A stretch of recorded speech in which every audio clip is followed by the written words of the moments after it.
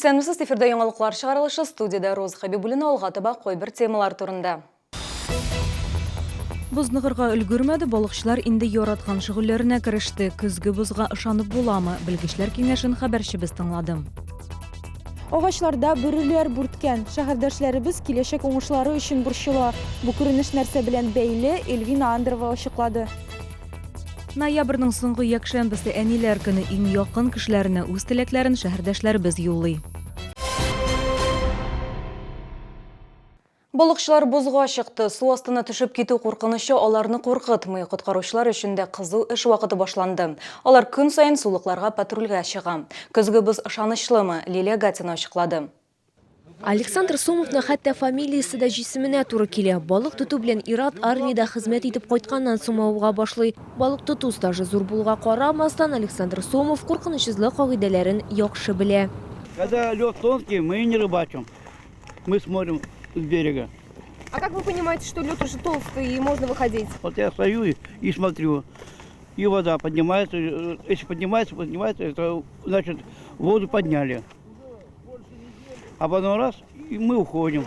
Салкыннарга карамастан төрле җирдә боз төрлечә ята диләр гадәттән тыш хәлләр министрлыгы хезмәткәрләре. Алар көн саен елгаларга һәм сулыкларга чыга, балыкчыкларны саклык чаралары турында искәртә. Хәзерге вакытта боз калынлыгы урыны белән 10-15 сантиметрга җитә. Бозга чыгу куркыныч түгел ди белгечләр. У нас сегодня был рейд совместно с спасателями, ГИМС МЧС и администрация Комсомольского района. Вышли на лед, так как у нас рыбаки были на льду. То есть вот на Меликеске у нас 3 рыбаков. Замер льда 15 сантиметров был, лед устоявший. И, соответственно, где мечеть, там тоже 10 сантиметров лед. То есть на лед уже можно выходить, но небольшой группой. Шулай да белгечләр игътибарлы булырга чакыра, калынлыгы 7 сантиметрдан кимрәк булган боз өстенә чыгу тормыш өчен куркыныч. Кагыйдәне бузучыларга штраф каралган. На физических лиц от 1500 до 2000 штраф идет. Должностным лицам от 5 до 7 тысяч, юридическим лицам от 50 до 70 тысяч, значит, рублей штрафа идет.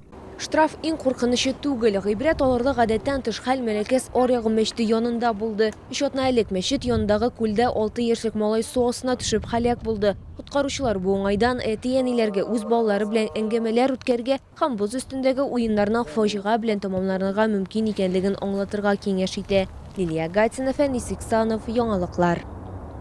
59-12 йортының беренче катында балкон янды. Күп катлы йортта яшәүчеләр ашыгыч рәвештә эвакуацияләнде. Шахитларның сүзләренә караганда, бу көнне йортта түбә ябу эшләре башкарылган. Янгын чыгуның сәбәбен дә шуннан күрәләр. Янгын сүндерүчеләр урынга берничә минут эчендә килеп җитте, утны тиз арада сүндерделәр. Ул күрше балконнарга күчәргә өлгермәде. Янгын мәйданы 15 квадрат метрны тәшкил иткән. Гадәттән тыш хәлләр министрлыгы хезмәткәрләре мәгълүматы буенча, янгынның төгәл сәбәпләре әлегә ачыклана. Ике фикер карала: ут белән саксыз эш итү һәм электр җиһазының төзек булмавы. По прибытии было установлено, что горит балкон. Пожар перекинулся на жилые комнаты. Пострадавших нет. Пострадали 2 жилые комнаты. Обгорела мебель, натяжной потолок. Стены закопчены. Җиләк җимеш агачлары кышны исән-имин кичерә алырлармы дип борчыла бакчачылар. Эш шунда. Кайбер агачларда яшь бүреләр барлыкка килгән. Кемдәдер бакча җиләкләре чәчәккә күмелгән. Җылы көзне алыштырган кискен салкыннар киләсе елгы уңыштан мәхрүм итәргә мөмкин дип уйлый бакчачылар. Әлеге фикерләр урынлымы? Хәбәрчебез белде. Бу атнада Чаллыга чын кышкы һава торышы килде. Көндез салкыннар 15 градуска җитте. Моңа кадәр берничә көн кала күп кенә бакчачылар кайбер агач ботакларында бүреләрнең бүрткәнен, урыннары белән яфрак яра башлаганын күзәткән. Кайбер бакчаларда менә сирендә бүреләр килеп чыкты. Җиләкләр чәчәк аткан үе, шул чәчәкләр белән инде кышка киттеләр. Үсемлекләрнең ел фасылларын бутавы киләсе елгы уңышка ничек тәэсир итәр дип борчыла бакчачылар. Белгечләр әйтүенчә, әлеге аномаль күренешнең сәбәбе чыннан да ноябрь өчен гадәти булмаган җылы һава торышы булган. Бу чорда үсемлекләргә кышка әзерләнергә кирәк. Агачларның кайрылары тыгызланырга тиеш. Әмма җылы температура бүреләрнең бер өлешенә үсәргә этәргеч биргән. Они были где-то на солнышке стояли, спрятаны от ветра. Когда вот прогревания больше было, то некоторые почки даже начали раскрываться. Конечно же, при наступлении холодов и мороза таких почки погибнут. Но, в общем-то, по нашим наблюдениям, большинство деревьев и кустарников нормально входят в зиму. Для клубники более важно, чтобы сильные морозы ее не задавили. А небольшие заморозки, они уничтожат только вот этот цвет, который уже расцвел, и те листочки, которые совсем сверху. Кышны кешіру үшін үсімліклердің соқлану механизмлары ішлерге тиіш. Бірлері туңған шырақта оғаш яки қуақ жей бөй күз жияшақ, оңыш кетірмейшек, әмі алар халяк бұлырға тиіш түгіл деп аңлатты Владимир Товма. Күзге қадыр үсімліклер күш туплап нормаға кірешек. Аномаль шартларда оғаш хам қуақларының 5% халяк бұлырға мүмкін. Эльвина Андрова, Фәнис Ихсанов, Сергей Вильданов, Яңалықлар. Шоллыда бүтін дүние шекер диабетына қаршы күреш күніне бағышланған 10 күнлік дәуам ете. Шекер шері йод болмаған шәһәрдәшләр белән төрле чаралар һәм очрашулар үткәрелә. Диабет нәрсә ул һәм аның белән ничек яшәргә алга таба сөйләрбез. 4-нче сонлы шифаханәгә 100-ге якын кеше җыелды. Алар арасында диабет белән авыручы пациентлар гына түгел, тазару, канда глюкоза тиешле микъдарыннан артып китә башлаган кешеләр дә бар. Әлеге билгеләргә игътибар бирмәгән очракта киләчәктә алар шекер диабетына китерергә мөмкин. Шәһәрдәшләр өчен табиблар лекция укыды. 30 лет уже болею. И первый раз мне так вот получилось, что я пришла и очень многое узнала для себя. Я узнала, как правильно лекарства принимать, узнала, как за собой ухаживать. Это очень важно для меня.